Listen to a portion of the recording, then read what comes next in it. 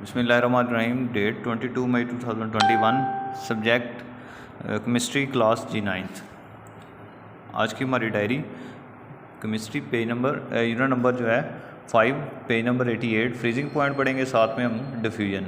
ठीक है, साथ में हमारा लॉन्ग क्वेश्चन नंबर 5 क्लियर हो जाएगा और साथ में शॉर्ट क्वेश्चन नंबर 7। ठीक है जी, ये आपने रीड करना है और लर्न करना है। ये आज की आपकी डायरी। तो स्टार्ट करते हैं। सबसे पहले diffusion, freezing point. Freezing point हम कहते हैं जब कोई भी चीज़ जो है फ्रीज़ होना शुरू हो जाएगा, यानी वो टेम्परेचर, आम लफ्ज़ों में वो टेम्परेचर जिस पर कोई चीज़ फ्रीज़ होना शुरू हो जाए, यानी जमना शुरू हो जाए। ठीक है, उसको हम कहते हैं फ्रीजिंग पॉइंट। तो इसको हम पढ़ना शुरू करते हैं। व्हेन लिक्विड्स आर कूल्ड, जब हम किसी भी लिक्विड को कूल करना शुरू करेंगे, ठंडा करना शुरू करेंगे, the vapour pressure of liquid decreases. ठीक है, हमने पीछे पढ़ा था टेम्परेचर जो है वो डायरेक्टली प्रोपोर्शनल होता है वेपर प्रेशर के। ठीक है, जितना ज़्यादा टेम्परेचर करते जाएंगे वेपर प्रेशर उतना बढ़ता जाएगा, जितना कम करते जाएंगे वेपर प्रेशर कम होता जाएगा। तो जब हम लिक्विड को कूल करेंगे वेपर प्रेशर क्या हो जाएगा, लिक्विड का डिक्रीज़ हो जाएगा, कम हो जाएगा। और कम होते होते अ स्टेज रीचेज, एक वक्त आएगा when vapour pressure of a liquid state becomes equal to the vapour pressure of a solid state. जो लिक्विड का वेपर प्रेशर है वो सॉलिड स्टेट के इक्वल हो जाएगा। ठीक है, इसका मतलब है अब लिक्विड स्टेट सॉलिड स्टेट में चेंज हो चुकी है। At this temperature liquid and solid को एग्जिस्ट इन डायनामिक इक्विलिब्रियम। ठीक है, इस स्टेज पर जो है वो अगर आप थोड़ा सा ठंडा करेंगे तो वो जो है वो फ्रीज़ होना शुरू हो जाएगा, और थोड़ा सा उसको टेम्परेचर बढ़ाएंगे उसी पॉइंट पर तो वो लिक्विड में चेंज हो जाएगा। यानी दोनों लिक्विड और सॉलिड को एग्जिस्ट करेंगे, एक साथ जो है वो रहेंगे, डायनामिक इक्विलिब्रियम स्टेट में रहेंगे। It is called freezing point of a liquid.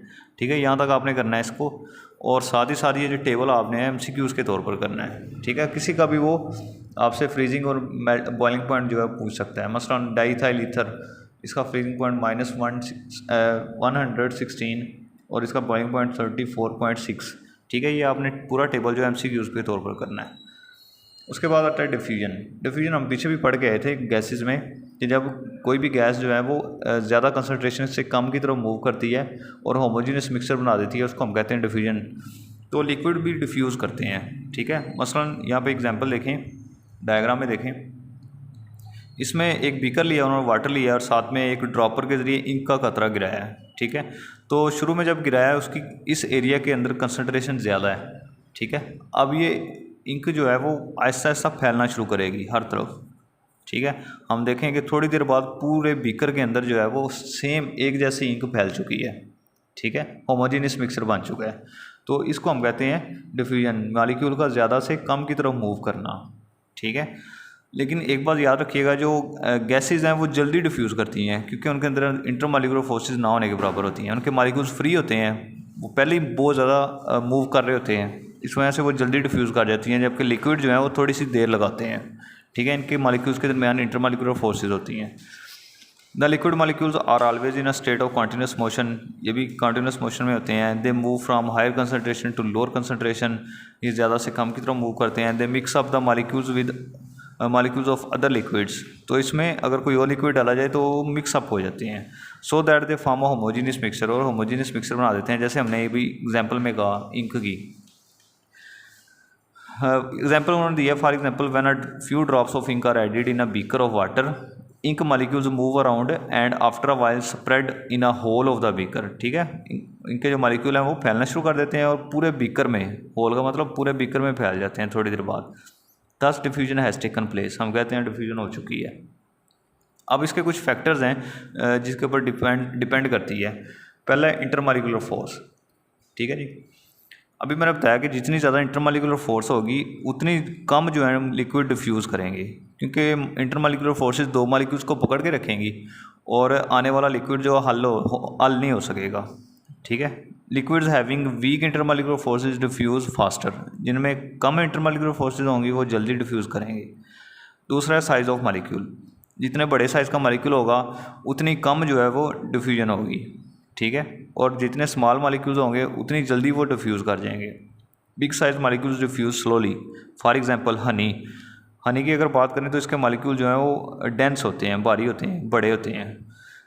Diffuse slowly in water and alcohol in water, इसकी निस्बत अगर आप अल्कोहल वाटर में डालें तो वो जल्दी डिफ्यूज़ कर जाती है, जल्दी मिक्स हो जाती है। इसका मतलब जो बड़े साइज़ के मॉलिक्यूल हैं वो जल्दी डिफ्यूज़ नहीं करते, और जो स्मॉल साइज मालिक्यूल हैं वो जल्दी डिफ्यूज़ कर जाते हैं।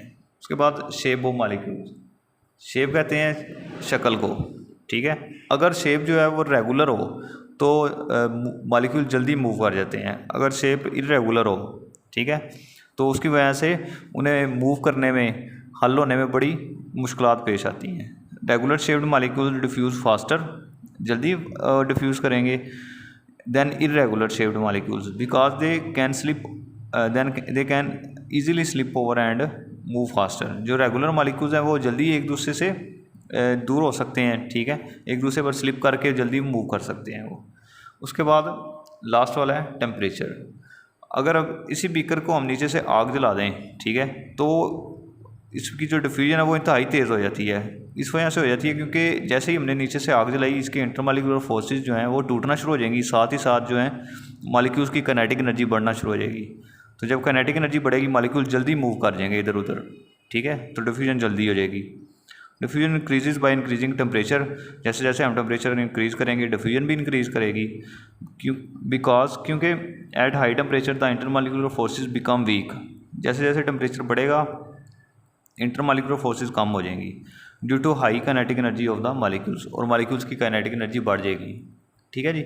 ये आपने लर्न करना है। और फिर देख लेते हैं हमने क्या पढ़ा है। फ्रीजिंग पॉइंट, साथ में टेबल एमसीक्यूज के तौर पर आपने करना है, ये डिफ्यूजन की एक्सप्लेनेशन और ये उसके फैक्टर्स हैं। तो यहाँ तक आपकी आज की डायरी है, ये आपने अच्छी तरह से लर्न करना है। तो नेक्स्ट डायरी तक, नेक्स्ट लेक्चर तक, अल्लाह हाफिज़।